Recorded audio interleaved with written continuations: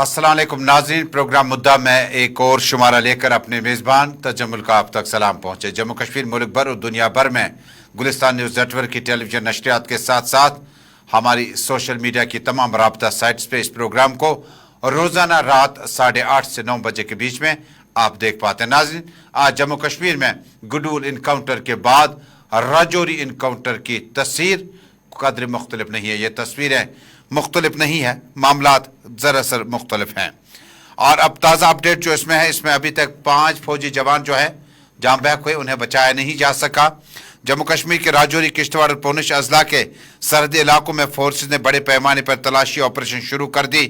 Force ने militant मुखालिफ operation के दौरान कई मुश्तबा अफराद को गिरफ्तार कर दिया। बफलियाज में जमेरात के रोज मिलिटेंटों ने 2 फौजी गाड़ियों पर हमला किया। नतीजे में 5 फौजी जाम बहक जबकि दीगर 3 जख्मी हुए। इतलात के मुताबिक फोर्सेज ने जुमे की सुबह किश्तवाड़, पुंछ और राजौरी के सरहदी इलाकों में मुहासरा लेकर ऑपरेशन शुरू कर दिया। फौज, पैरामिलिट्री और जम्मू कश्मीर पुलिस ने राजौरी के कई इलाकों को मुहासरे में लेकर बड़े पैमाने पर तलाशी कार्रवाई का आगाज कर दिया।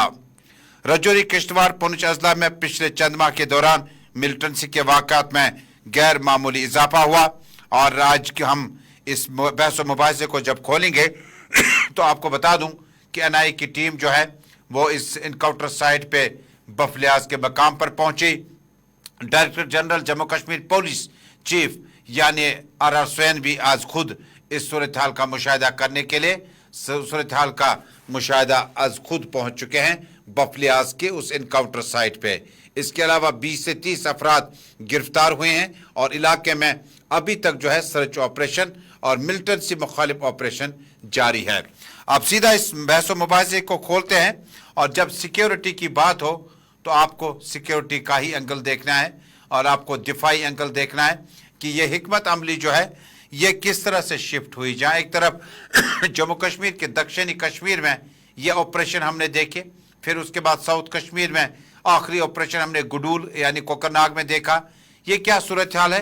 अनिल गौर हमारे साथ मौजूद हैं जो कि डिफेंस एक्सपर्ट हैं। आपका बहुत बहुत शुक्रिया सर आज इस प्रोग्राम में हमारे साथ जुड़ने के लिए।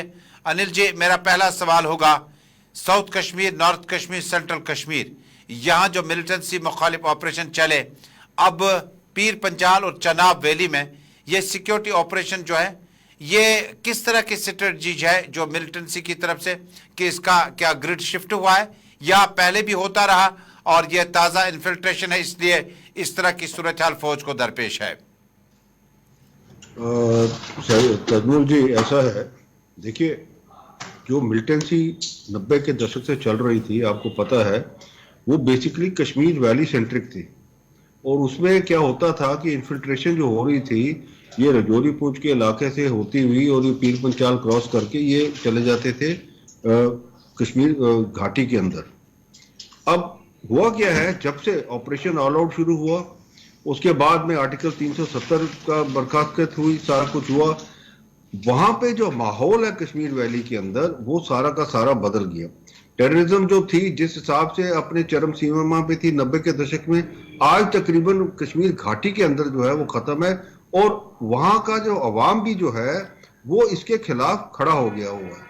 अब वहां पे अगर कोई टेररिस्ट ऐसा कहीं पनाह भी लेने के लिए जाता है या मदद मांगने के लिए जाता है, उसकी इतला इमीडिएटली जम्मू कश्मीर पुलिस को मिल जाती है और वहां से फिर आगे कॉर्डन सर्च ऑपरेशन करके, आपने देखा वहां पे एनकाउंटर वगैरह करके अगर वो सरेंडर नहीं करता तो एनकाउंटर होता है और उसके बाद में वो मारा जाता है।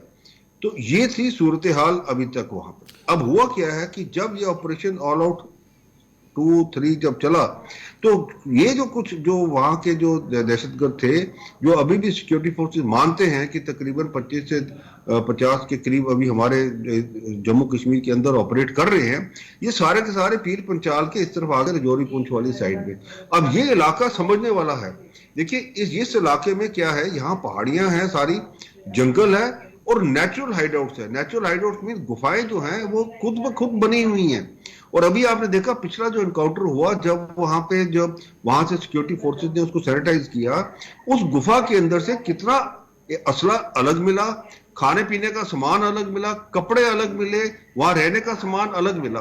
तो यह दर्शाता है कि ये जो गुफाएं हैं ये इन्होंने बना के रखी हुई हैं और ये ओवर द ईयर्स ये अभी नहीं बनी, ये over the years already stock piling वहां पे करके वहां पे बैठे हुए हैं।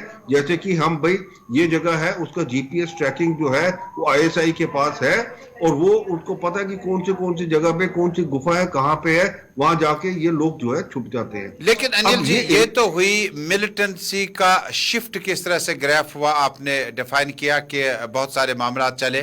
लेकिन दूसरी तरफ जो सिक्योरिटी पैरामीटर में जब देखते हैं तो इस इनकाउंटर से पहले अगर आप बर्फीलियास, उसके बाद बाटा दूरिया, कंडी, और उसके बाद मेंढर सेक्टर, आर्निया सेक्टर, जो ये सलामती सूरत हाल फोर्सेस को है कि 2 फौजी गाड़ियां जाती हैं, एम्बुश हो जाता है, और उससे पहले आपने देखा होगा कि इसी एरिया के आसपास में किस तरह से फौजी गाड़ी को नजदीक से अटैक किया गया। इसका काउंटर अटैक कैसे किया जा सकता है, और इसका जो तरीकाकार होगा वो किस तरह का होना चाहिए था? देखिए, ये जो चीज है, ये जो लोग हैं, मैं वही तो उसी के ऊपर आ रहा था कि ये जो लोग हैं यहाँ पे, ये जो जगह है, जो रजौरी पूंछ का इलाका है, अगर आपने वहां जाके देखा है, वहां पे अंडर ग्रोथ जो है, पेड़ तो अलग होते हैं, जो अंडर ग्रोथ है, जो जो बुशेज और जो श्रब्स जिसको कहते हैं, वहां इतना डेंस है कि अगर आप वहां साथ में खड़े और आपके साथ ही में वो छुपा हुआ आदमी है, आपको दिखेगा नहीं वहां पे। तो यहाँ पे इलाका जो इसके ऑपरेशन है, यहाँ दूसरे तरीके करने। अभी आपने देखा पीछे से, ये अभी जो इनकाउंटर हुआ था उसके बाद अभी सैनिटाइजिंग ऑपरेशन चल रहा है वहां पे, सारा का सारा कोम्बिंग ऑपरेशन चल रही है। यही हाल हुआ था जब हिल काका 2003 के अंदर जब पूरा का पूरा जो टेररिस्ट को से खाली कराया गया था, उसमें भी क्या हुआ था आपने देखा, किस तरीके से सारी फोर्स जो है वो। अब जो है स्ट्रेटजी जो यही रहेगी कि सारी की सारी फोर्स जो हमारी है, चाहे वो जम्मू कश्मीर पुलिस की है, सीआरपी है, बीएसएफ है, क्योंकि आउटर कॉर्डन उन्होंने कर रहे हैं और इनर जो है वो वहां पे फौज अपना जो है काम करेगी। एक एक एरिया जो है वो ब्लॉक जो है वो ग्रिड जो है उसको वो सैनिटाइज करते आगे चलते जाएंगे। उसके अलावा जो ओवरग्राउंड अंडरग्राउंड वर्कर सिस्टम है, जो अभी भी रजौरी पूंछ के अंदर कुछ लोग हैं जो काम कर रहे हैं इनके लिए, उनको आइडेंटिफाई करके उनको अरेस्ट करना है, वो बहुत जरूरी है। क्योंकि जब तक ये जो लाइफलाइन जो है इनकी, ये जब तक नहीं टूटेगी, तो इनको लोगों को जो ये इनको जो टेररिस्ट है वो गुफा में बैठे रहे, उसको पता है कि भाई मेरा आदमी जो है वो फलानी जगह वहां पे सामान छोड़ देगा, मैंने सिर्फ उसको उठाना है माकूल टाइम के ऊपर, तो ये काम चलता रहेगा। इसीलिए ये जो प्रॉन्ग्ड अटैक है, ये चारों तरफ से, एक ऑपरेशन तो है ही है, दूसरा जो इनका अंडरग्राउंड ओवरग्राउंड वर्कर सिस्टम है उसको, तीसरा जो अपना हमारा पुलिस का इंटेलिजेंस है वो, और चौथा जो एनआईए का जो है हमारा जो मनी ट्रेल, और दूसरा जो इनका जो सिस्टम होता है कि ये जो ट्रैकिंग करते हैं अपना सोशल मीडिया और बाकी चीजों से, ये सारा का सारा इकट्ठा करना पड़ेगा, और सब अब जो पूरा का पूरा फोकस है वो इस इलाके में करना पड़ेगा। तो अनिल जी, जिस तरह से ऊपरी लेवल पर कहा गया कि 2026 तक जो है सब चीजें साफ शफाफ हो जाएंगी और कोई ऐसी इस तरह का मामला नहीं चलेगा, वज़ीर-ए-आज़म की तरफ से भी किया गया। जम्मू कश्मीर के लेफ्टिनेंट गवर्नर डायरेक्टर जनरल आज खुद आज जाए वारदात पे पहुंचे थे, इनकाउंटर साइट का दौरा किया।